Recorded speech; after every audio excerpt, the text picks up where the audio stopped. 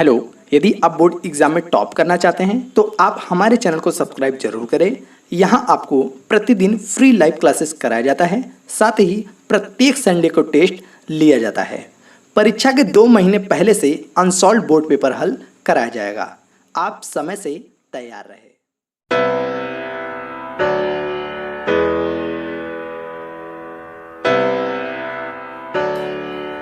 Hello student, तो चलिए आज की इस वीडियो में हम आपको हिंदी का गद्य गरिमा यानी गद्यांश का चैप्टर नंबर 1 आपको बताएंगे। ठीक है, इसके पहले हमने पद्यांश के 3 चैप्टर को पार्ट बाय पार्ट में कंप्लीट करा दिया है हमने। ठीक है, अगर जिसने देखा है उसके लिए तो बहुत अच्छी बात है, और जिन्होंने नहीं देख पाया है उनसे रिक्वेस्ट है कि वो वीडियो उसे जरूर देख ले। ठीक है, ताकि आपका पद्यांश के साथ साथ गद्यांश सब साथ साथ चलता रहे। ठीक है, तो चलिए आज के इस वीडियो में हम इसी चैप्टर में बात करेंगे। तो ये जो चैप्टर है, पहला चैप्टर क्या है? राष्ट्र का स्वरूप। तो आएंगे इस चैप्टर में हम देखेंगे कि हमारे राष्ट्र का स्वरूप कैसा है। ठीक है, देखिए ये जो राष्ट्र का स्वरूप है इसे लिखा किसने है? वासुदेव सरल अग्रवाल जी ने लिखा है। ठीक है, ये क्या है? इसके लेखक हैं, ना कि कवि। कवि मत कहिएगा, लेखक। क्यों? क्योंकि गद्यांश में लेखक होते हैं और पद्यांश में कवि होते हैं। ठीक है ना? चलिए तो अब हम चलते हैं, देखते हैं इस चैप्टर में हमको क्या पढ़ना है, कैसे पढ़ना है, इसके बारे में हम जिक्र करेंगे। इसके पहले हम एक चीज और बता दें आपको कि जो आता है एग्जाम में, ठीक, तो अब तो जानते हैं कि आप लोगों के लिए बहुत चेंजिंग हो चुका है। ऐसा चेंजिंग क्या हुआ है कि ये गद्यांश दे देगा, ठीक, एक पैराग्राफ दे देगा और आपसे उसमें से पूछेगा कि 5 प्रश्न पूछेगा। ठीक है, और बोलेगा दिए गए उपर्युक्त गद्यांश में से पढ़कर उत्तर लिखिए। ठीक, ऐसे दिया रहेगा, नीचे 5 क्वेश्चन आपको दिया रहेगा। तो वही 5 क्वेश्चन 1 नंबर का 2 नंबर का 1 क्वेश्चन होता है, और उसी पद्यांश का अर्थ आप जानते रहेंगे अच्छे से तो आप कर सकते हैं, आप 10 नंबर अच्छे से पा सकते हैं। ठीक है, चलिए तो हम स्टार्ट करते हैं। स्टार्ट करने से पहले हम थोड़ा सा कवि के जो लेखक हैं, ठीक है, देखिए हम भी पद्यांश पढ़ाते पढ़ाते कवि बोलने लगे। ठीक है, तो जो लेखक हैं, ठीक, वासुदेव सरल अग्रवाल के जीवन परिचय के बारे में थोड़ा सा जिक्र करते हुए आगे चलेंगे। अगर आपको जीवन परिचय के लिए स्पेशल वीडियो चाहिए, ठीक, कि कैसे बोर्ड एग्जाम में लिखा जाए, तो आप स्पेशली हमारे कमेंट बॉक्स में कमेंट करिएगा।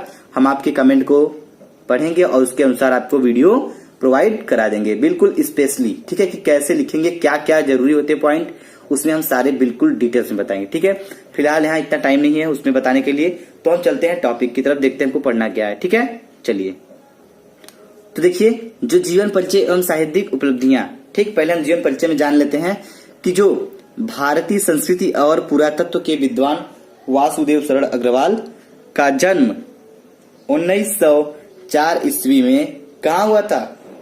उत्तर प्रदेश के मेरठ जिले के खेड़ा नामक गांव में हुआ था। ग्राम मतलब गांव, ठीक है, ग्राम में हुआ था। कहाँ हुआ था? जो ये भी नहीं लिखेंगे तब भी चलेगा, भारतीय संस्कृति के पुरातत्व विद्वान, ये नहीं लिखेंगे तब भी चलेगा। ठीक है, लिखना क्या? सीधी बात लिखना है कि वासुदेव सरल अग्रवाल का जन्म कहाँ हुआ था? जन्म 1904 ईस्वी में उत्तर प्रदेश के मेरठ जिले के खेड़ा नामक ग्राम में हुआ था। इतना लिख देंगे, हो जाएगा आपका। आगे बढ़ते हैं। काशी हिंदू विश्वविद्यालय से स्नातक करने के बाद MA, ठीक है, PhD तथा D.Litt की उपलब्धि उन्होंने लखनऊ विश्वविद्यालय से प्राप्त की थी। ठीक है, उन्होंने पाली, संस्कृत, अंग्रेजी आदि भाषाओं का उनको साहित्य का क्या था? गहन अध्ययन था। गहन मतलब गहरा, बहुत ज्यादा अध्ययन किया था। ठीक है, आगे देखिए काशी हिंदू विश्वविद्यालय के भारतीय, ठीक है, महाविद्यालय के पुरातत्व एवं प्राचीन इतिहास विभाग के अध्यक्ष रहे। ठीक है, ये कहाँ के अध्यक्ष रह चुके हैं? कहाँ के? पुरातत्व एवं प्राचीन इतिहास विभाग के अध्यक्ष रह चुके हैं। ठीक है, आगे देखिए क्या है? वासुदेव सरल अग्रवाल दिल्ली के राष्ट्रीय संग्रहालय, कहाँ? राष्ट्रीय संग्रहालय के भी अध्यक्ष रह चुके हैं। कहाँ के अध्यक्ष? ये आपको नोट करना होगा, जहां जहां के अध्यक्ष रह चुके हैं वो चीज आपको नोट करना होगा। ठीक है, हम ये नहीं कहते हैं कि आपको पूरा लाइन बाय लाइन याद होना चाहिए, बस आपको समझना है इनके जीवन परिचय में। बस आप जान गए इनका नाम क्या है, कौन है, क्या किए हैं, कहाँ जन्म हुआ था, कब मरे थे, बस यही होता है जीवन परिचय। ठीक, तो हिंदी की इस महान विभूति, अब देखिए महान हो गया तो इनके लिए विभूति का शब्द हो गया, महान विभूति का 1967 ईस्वी में स्वर्गवास हो गया, मतलब चल दिए ऊपर की तरफ, इनका टिकट आ गया ऊपर की तरफ। ठीक है, चल दिए मतलब स्वर्गवास हो गया इनका, मतलब मर गए। ये कब मरे थे आप? 1967। आप बस ये पॉइंट और एक ये पॉइंट भूलिएगा मत, ठीक है, क्योंकि ये बहुत ही इंपॉर्टेंट मायने रखता है। ठीक है, आपके एग्जाम में अगर चेक करेंगे जीवन परिचय तो पहले आपका यही देखा जाता है कि सन आपका सही है कि नहीं। ठीक है, अगर आपका जो सन है वो सही रहा, अच्छा राइटिंग रहा तो आपको अच्छा नंबर मिल जाएगा, अगर नहीं होगा तो फिर पढ़ने भी एग्जाम जाएगा, एग्जाम में पढ़ेगा तब जब आपका थोड़ा राइटिंग बढ़िया होगा। ठीक है, चलिए तो अब हम आगे चलते हैं, देखते हैं आपको क्या पढ़ना है इस चैप्टर में। तो ये जो राष्ट्र का स्वरूप है, आइए हम इसके बारे में थोड़ा सा छोटी छोटी बातें करते हैं। ठीक है, जो इसके मेन टॉपिक है हम उस पर बात करेंगे, तो समझा देंगे आपको बस समझना इस चैप्टर में कि है क्या। ठीक है, अगर ये चैप्टर समझ में आ गया तो बस आपके 10 नंबर कंप्लीट। चलिए देखते हैं। तो देखिए क्या है, लेखक का मानना है कि भूमि का निर्माण देवताओं ने किया है या देवताओं के द्वारा हुआ है। ठीक है, एक किसका मानना है? ये जो लेखक हैं वासुदेव सरल अग्रवाल हैं, इनका कहना है कि जो भूमि का निर्माण हुआ है ये ईश्वर ने किया है, अर्थात भगवान ने किया है। ठीक, तथा इसका अस्तित्व अनंत काल से विद्यमान रहा है। जो इसका अस्तित्व है वो अनंत काल से विद्यमान रहा है। ठीक, इसलिए मानव जाति का यह कर्तव्य है, क्या है? इसलिए मानव जीवन का यह कर्तव्य है कि वह इस भूमि के प्रति सचेत रहे। जो हमारी भूमि है उसके प्रति हम लोग को क्या रहना चाहिए? सचेत रहना चाहिए। ऐसा किसका कहना है? लेखक अर्थात वासुदेव सरल अग्रवाल जी का कहना है। ठीक है, चलिए आगे देखते हैं। अगला क्या है? क्या है? इसके रूप, किसके रूप? इस जो आपकी भूमि है इसके रूप को विकृत न करें।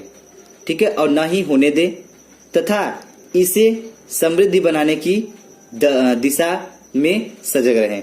तो इसकी समृद्धि मतलब इसको समृद्धि करें, समृद्धि मतलब कि इसको अच्छे से हम लोग देखभाल करें। ठीक है, बनाने की दिशा में सजग मतलब सजग मतलब जागते रहें, मतलब इसके प्रति सचेत रहें, हम एक तरफ से कहने का। ठीक है, लेखक का कहना है। तो ऐसा किसका कहना है? लेखक का कहना है। ठीक है, आगे देखिए, हमारी राष्ट्रीयता उतनी ही बलवती हो सकेगी। कितनी बलवती हो सकेगी?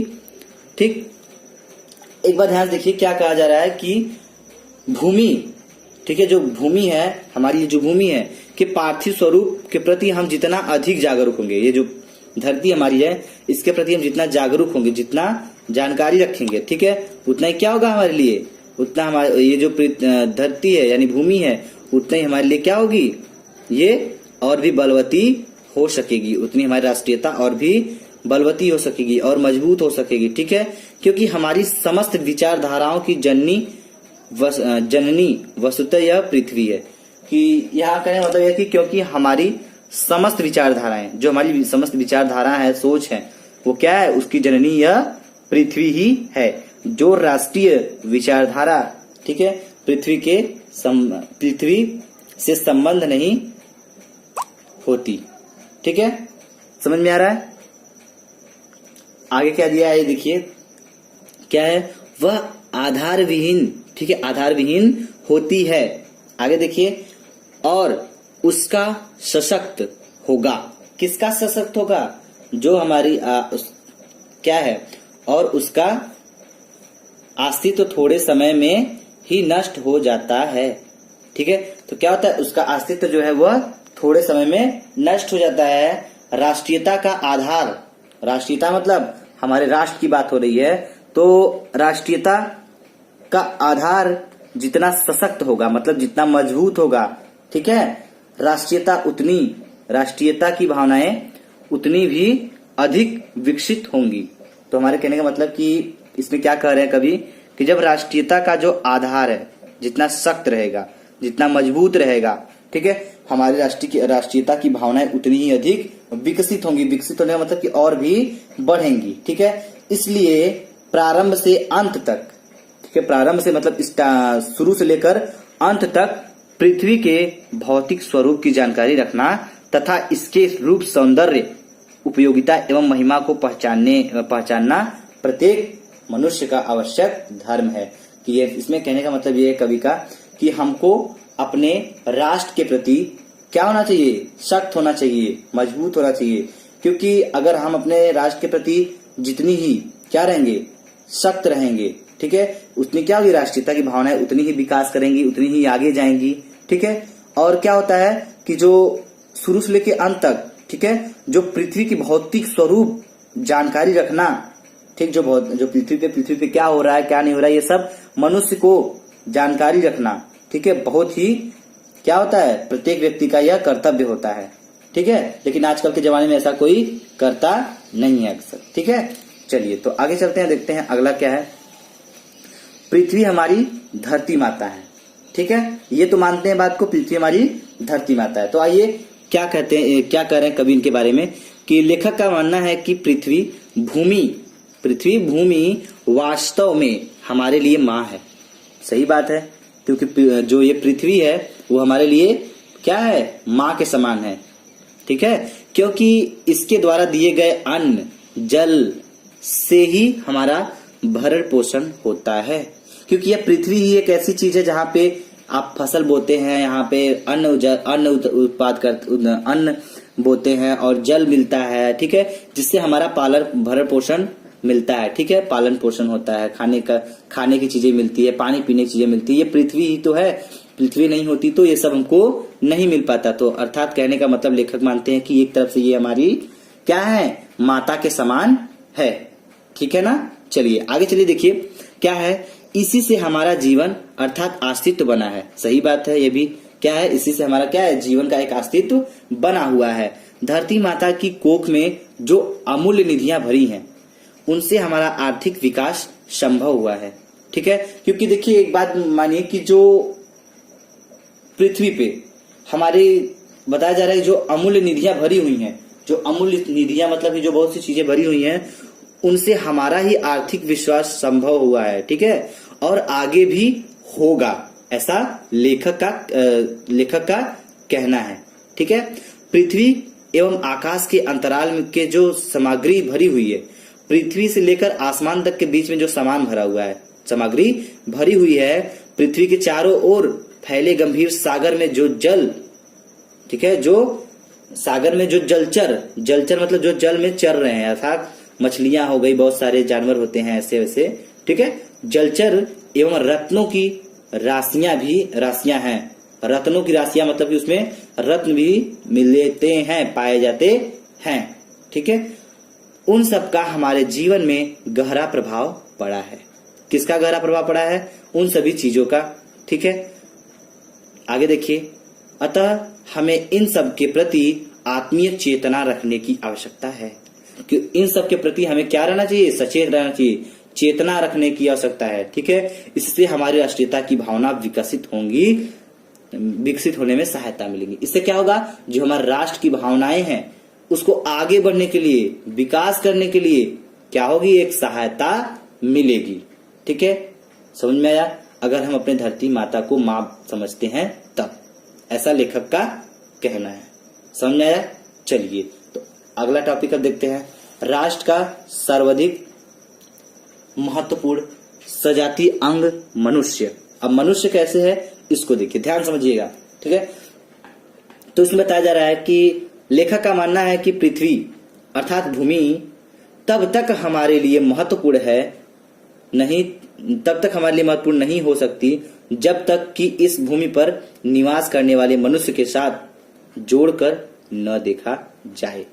तो ऐसा लेखक कह रहे हैं कि लेखक का मानना है कि हमारा पृथ्वी या फिर भूमि तब तक हमारे लिए महत्वपूर्ण नहीं हो सकती, हमारे लिए जरूरी नहीं हो सकती जब तक इस धरती पे, इस भूमि पे रहने वाले प्रत्येक व्यक्ति, प्रत्येक मनुष्य, ठीक है, एक साथ में जोड़कर न देखा जाए, ठीक है। आगे देखिए क्या बोला जा रहा है, जो भूमि जनविहीन हो उसे राष्ट्र नहीं माना जा सकता, उसे राष्ट्र नहीं माना जाता। किसे नहीं? जो जनविहीन हो। जनविहीन मतलब जहां पे कोई न हो, उसे क्या राष्ट्र नहीं माना जा सकता, ठीक है। राष्ट्र के फलस्वरूप का निर्माण पृथ्वी और जन दोनों की विद्यमानता की क्या है स्थिति से संभव ही है।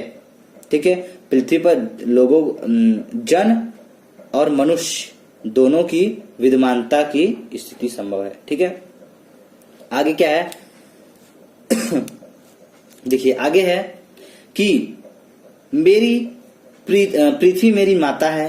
ठीक है, और हम सब क्या है उसके आज्ञाकारी पुत्र हैं। ऐसा सही बात है कि जो हमारी पृथ्वी है वो माता के समान है, तो हम उनके पुत्र के समान हो सकते हैं कि नहीं हो सकते हैं। ठीक है, तो इस भावना को साथ साथ, ठीक है, इस भावना के साथ साथ माता और पुत्र के संबंध की मर्यादा को स्वीकार करके प्रत्येक देशवासी को अपने राष्ट्र एवं देश के लिए कार्य करते हुए अपने कर्तव्यों के और अधिकारियों के प्रति सजग हो क्या करना चाहिए, सजग हो सकता है।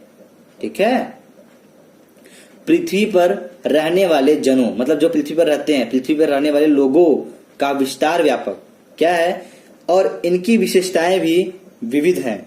ठीक है, क्या है इसमें, लोग महत्व सर्वाधिक है। ठीक है, जो लोगों का महत्व है वह सर्वाधिक है। जन के बिना राष्ट्र की कल्पना भी नहीं की जा सकती। जन मतलब लोगों के बिना, जहां पे लोग नहीं रहेंगे, ठीक है, वहां पे हमारे क्या है राष्ट्र का स्वरूप जो है वो राष्ट्र का विकास संभव है। ठीक है, संभव नहीं है। ठीक है, कल्पना भी नहीं की जा सकती। देखिए यहाँ बताया जा रहा है कि कल्पना नहीं की जा सकती मतलब इसका क्या है, विकास होना असंभव है। ठीक है, चलिए समझ में आ गया। चलिए तो अब चलते हैं आगे, देखते हैं। चलिए आइए, एक लास्ट टॉपिक है, इसको हम क्लियर कर लेते हैं और इस चैप्टर को अच्छे से कंप्लीट कर लेते हैं। ठीक है, तो इसमें बताया क्या जा रहा है, राष्ट्र की प्रगति मतलब राष्ट्र की प्रगति समानता के भाव द्वारा ही क्या है, संभव है। चलिए देखते हैं कैसे संभव होता है। ठीक है, बस आप लोग ध्यान से समझिएगा, आप लोग को पढ़ना नहीं बस सुनना है। ठीक है, हम पढ़ेंगे और अर्थ भी आपको क्लियर करते चलेंगे इसमें क्या बताया जा रहा है। ठीक है, तो इसमें बताया जा रहा है कि प्रत्येक माता अपने सभी पुत्रों को समान भाव से प्रेम करती हैं। ठीक है, ऐसा तो सत्य बात है कि जो माता होती हैं वो प्रत्येक माँ अपने पुत्र से समान भाव से प्रेम करती हैं। ठीक है, चाहे वो किसी की माँ हो। ठीक है, इस प्रकार पृथ्वी भी उस पर रहने वाले सभी मनुष्य को समान भाव से चाहती है। कहने का मतलब यह है कि जिस प्रकार माँ, कोई भी माँ हो, अपने बेटे को क्या करती है, समान भाव से प्रेम करती है, ठीक उसी प्रकार हमारी जो पृथ्वी माता है, ठीक है, वह भी पृथ्वी पर रहने वाले प्रत्येक मनुष्य को क्या है, समान भाव से चाहती है। ठीक है, उसके लिए सभी मनुष्य सामान्य है।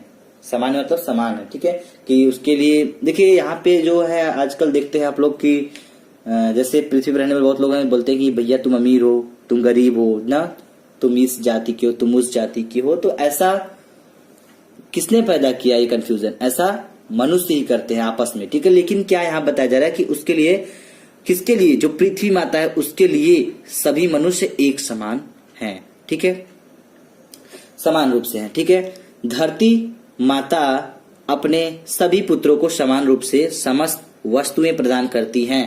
ठीक है, क्या ऐसा है क्या कि जो धरती माता है वो हमको हवा जल देती हैं तो दूसरों को नहीं देंगी? ऐसा तो कहीं नहीं है ना, क्योंकि वो समान रूप से सबको चाहती हैं, इसलिए सबको हर चीज देती हैं। ठीक है, हर व्यक्ति को देती हैं, चाहे वो अमीर हो चाहे वो गरीब हो। ठीक है, चाहे वो लंगड़ा हो या अंधा हो या फिर बहुत ही अलग तरीके का कुछ भी हो, लेकिन धरती माता सबके लिए कुछ न कुछ समान रूप से देती है। ठीक है, समझ में आया? आगे देखिए, एक चीज और समझिए कि इसलिए हर सुविधा प्रदान करती है, तो पता हो गया धरती पर रहने वाले, ठीक है, धरती पर जो रहने वाले मनुष्य हैं, भले ही अनेक जातियों, धर्मों, समुदायों के संबंध में रखते हैं, किंतु फिर भी ये सभी मातृभूमि के पुत्र हैं। कहने का मतलब ये कि इस पृथ्वी पर रहने वाले जो मनुष्य हैं, सभी मनुष्य, ठीक है, कोई सिंह होता है, कोई श्रीवास्तव होता है, तो कोई कुछ भी होता है जो नीचे निम्न कोटि के होते हैं, जैसे कि कुछ उच्च जाति के होते, कुछ निम्न जाति के हो। तो ये सब जाति विवाद किसने खड़ा किया है? मनुष्य ने ही तो किया है। ठीक है, तो लेकिन ऐसा धरती माता नहीं चाहती है, मातृभूमि नहीं चाहती है। ठीक है, फिर भी ये मनुष्य के इतना बनाते हुए भी, इतने नियम, धर्मों, जातियों, अनेक प्रकार की समुदायों को बनाने के बाद भी, फिर भी क्या जो मातृभूमि है, फिर भी ये सभी क्या है? मातृभूमि के पुत्र ही तो है। ठीक है, तो इन सब क्या है? मातृभूमि के पुत्र तब भी हैं। ठीक है, चलिए आगे देखिए। मातृभूमि के साथ उनका जो संबंध है, मातृभूमि के साथ उनका जो संबंध है, ठीक है, उसमें कोई भेदभाव नहीं है। जो धरती माता है वो तो हमारे साथ कोई भेदभाव नहीं करती हैं। ठीक है, कोई भेदभाव उत्पन्न नहीं हो सकता। ठीक है, धरती माता जब जातियों क्या है, देखिए ध्यान से, क्या धरती पर सब जातियों के लिए एक समान क्षेत्र है, इसीलिए सभी मनुष्य को देश के प्रगति की और उन्नति, ठीक है, प्रगति और उन्नति करने का एक समान अधिकार है। ठीक है, ये तो सबके लिए समान अधिकार है। किसी एक लोग को पीछे छोड़कर राष्ट्र की प्रगति नहीं कर सकता। मतलब जब हम साथ साथ चलेंगे तो हमारे राष्ट्र की प्रगति हो सकती है। ठीक है, लेकिन किसी एक को अगर पीछे छोड़ दे, लोगों को पीछे छोड़ दे किसी एक को, तो हमारा राष्ट्र क्या है? यह प्रगति नहीं कर सकता है। ठीक है, अतः सभी, ठीक है, क्या है? अतः सभी को एक समान रूप से प्रगति और उन्नति की ओर अवसर मिलना चाहिए, क्योंकि सबको उन्नति की तरफ जाना है। ठीक है, सबको ही चाहता है कि हमको आगे जाना है। ठीक है, तो ऐसा मौका सबको मिलना चाहिए। ठीक है, उनमें किसी प्रकार का भेदभाव नहीं होना चाहिए। ठीक, समस्त देशवासियों का यह कर्तव्य है कि वे अपने प्रकार वे निजी स्वार्थों को त्याग कर, जो निजी स्वार्थ होता है, जो अपना स्वार्थ होता है कि हमारे लिए ये करो, ठीक है, जैसे जो स्वार्थी आदमी होते हैं उनके लिए बताया जा रहा है कि उनको त्याग कर तथा संकुचित दायरे से निकलकर उदार एवं व्यापक दृष्टिकोण अपनाएं। ठीक है, कैसा कोण अपनाएं?